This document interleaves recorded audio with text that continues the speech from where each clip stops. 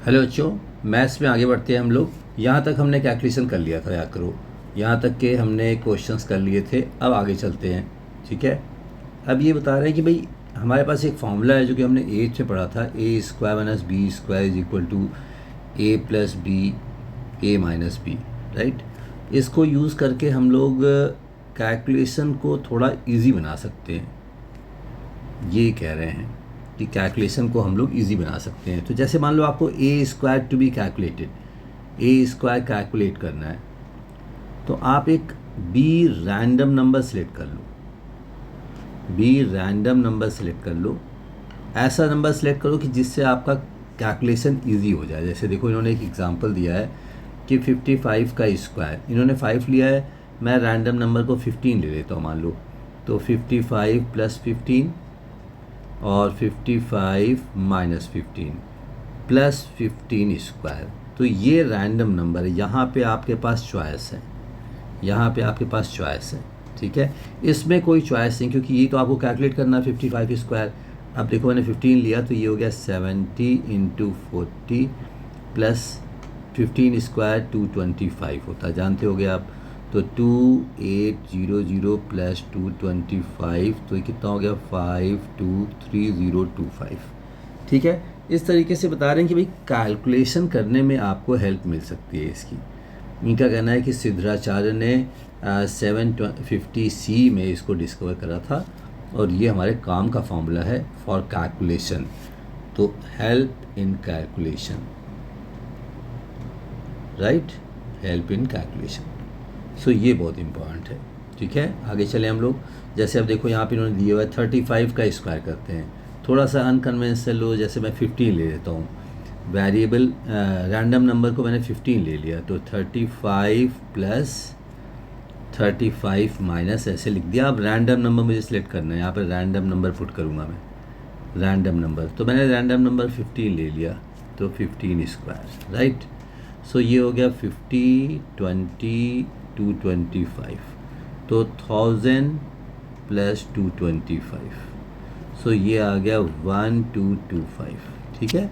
देखिए आसान सा है, कैलकुलेशन क्विक करिए। जब तक आप कैलकुलेशन की अच्छी मास्टरी नहीं करोगे, मैथ्स आपकी अच्छी नहीं होगी।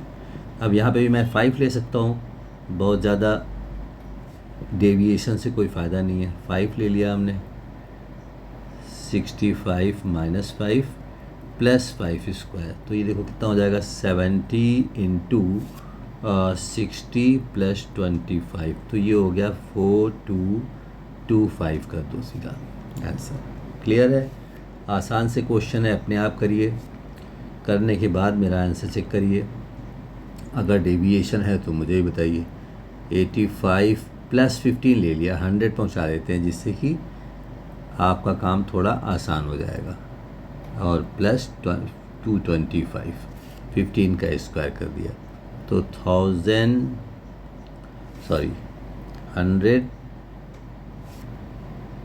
100 इंटू 70 प्लस 225, तो कितना हो जाएगा 7000 प्लस 225, 7225। आसान सा है।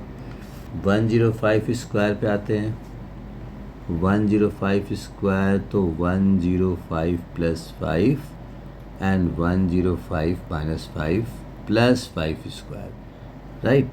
तो 110 इंटू 100 माइनस 20 प्लस 25, तो कितना हो गया 11000, 25 ऐड कर दिया 11025।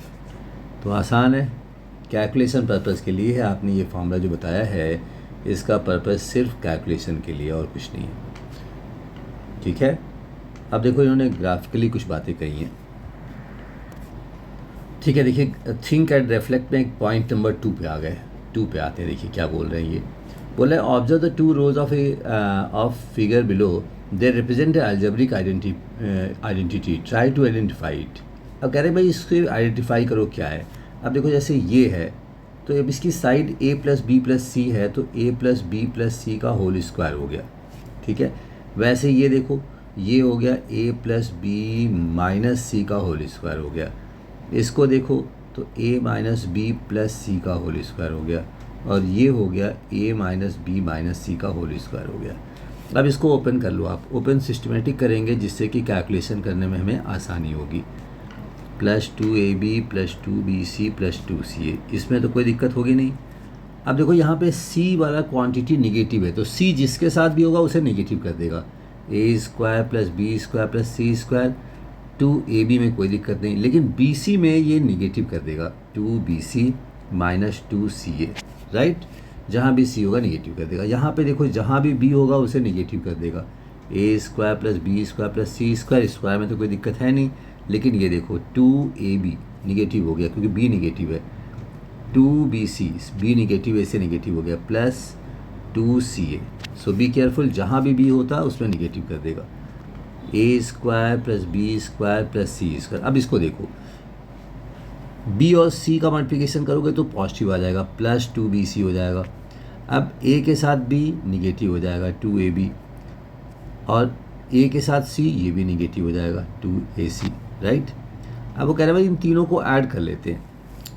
अब पहले आप इसको डिकोड कर लो, सेकंड रो को डिकोड करो, ये रो 1 हो गया, रो 1 हो गया। अब रो 2 पे आ जाओ, रो 2 पे आ जाओ।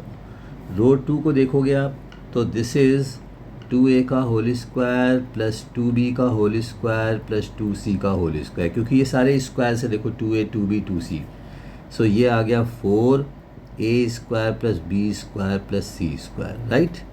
अब देखो इनको ऐड करते हैं, रो 1 को आप ऐड कर डालो, ये सारा ऐड कर लो तो क्या मिलेगा, देखो ये मिल गया 4 times a² + 4 times b² + 4 times c²। अब आप ध्यान से देखो 2ab 4ab हो गया, और 2ab कैंसिल हो गया, this whole thing getting cancel.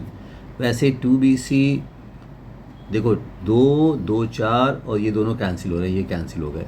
यहाँ पे देखो 2 and 2 4 हो गया, और ये 2 and 2 4 हो गया, कैंसिल हो गया, तो ये +0, मतलब इतनी वैल्यू आ गई। रो 1 आ गया, रो 1 आ गया 4 times a² + b² + c², right. And row 2 आ गया ये, इसका मतलब रो 1 इस का सम करूँगा मैं तो वो रो 2 के बराबर आएगा। सो हमने आइडेंटिफाई कर लिया ये आइडेंटिटी कि रो 1 सिग्मा रो 1 ऐसे लिख दो, सिग्मा का मतलब होता है सम, जानते रहो सिग्मा का मतलब होता है सम, इज इक्वल टू सिग्मा रो 2। तो ये हमारी आइडेंटिटी बन गई सम, तो ये हमारी आइडेंटिटी बन गई। आइडेंटिफाई अब लिख दो, a + b + c का होल स्क्वायर प्लस a, एक बार b को माइनस करा, एक बार c को माइनस करा, एक बार b को, एक बार b और c दोनों को माइनस करा, a - b + c का whole square plus a + b - c का whole square plus a - b - c का whole square is equal to 4 times a² + b² + c²। This is the final identity जो कि आपको देख लेनी है। तो देखो भाई अच्छा है, एग्ज़ाम में पूछ लेगा एग्जामिनर, ठीक है।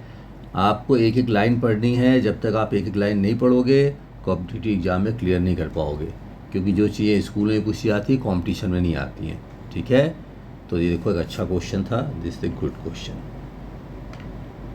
कर लो अच्छे से, ठीक है। तो यहाँ पर हम फिनिश करते हैं, 10 मिनट के आसपास हमारा हो गया है, इससे ज़्यादा पढ़ाई करने की ज़रूरत अभी नहीं है। Thank you.